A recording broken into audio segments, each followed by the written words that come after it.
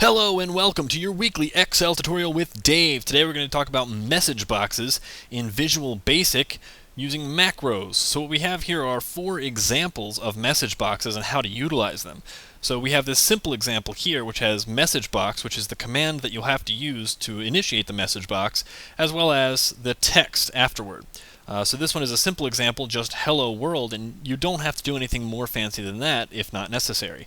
However, we also have this multiple line example which has the message box command, as well as the command here of please use the following instructions. What you'll notice is that after this string we also have the ampersand, the and then VB new line. This is how you put a line break into that message box, and we have here this string ampersand, no spaces, break a new line, and then ampersand with this string, no special characters. And you'll see how that pans out once we get to Excel. And then we have a third example, the cell reference example, which is a dynamic example that says username is, and then looks at cell 1, 2, which is row and column, to indicate what the text will be. So in this case, username is cell 1, 2. So that ends up being B1. And then finally, the fourth example is a full example with all of the arguments input. Hello world with a critical box. So this actually gives you a critical notification. Message box help button, which puts a help button on the message box. And this also has a title, so you can modify the title and make it whatever you want it to be. And then this is the actual help section here. So there's 2 arguments. Both of them have to be there in order to have the help button operational. So we have this generic help file, and then we also have an indication of what article to go to or what to search in that example. So let's get started here, and we'll go to this. The simple example, just hello world, shows this. So simple example is hello world, and it has this generic title here. So we hit multiple lines, and it has our please use the following instructions, no spaces, no special characters, with the lines broken out.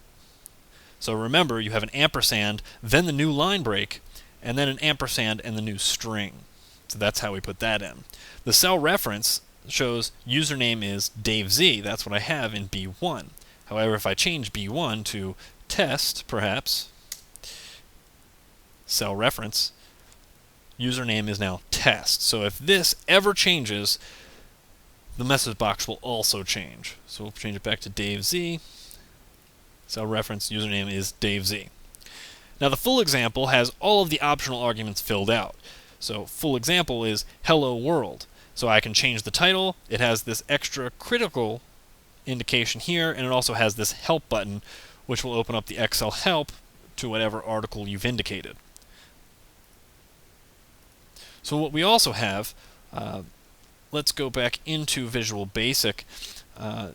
This, as I indicated, has all the optional arguments filled out. The only necessary argument is here in this simple example.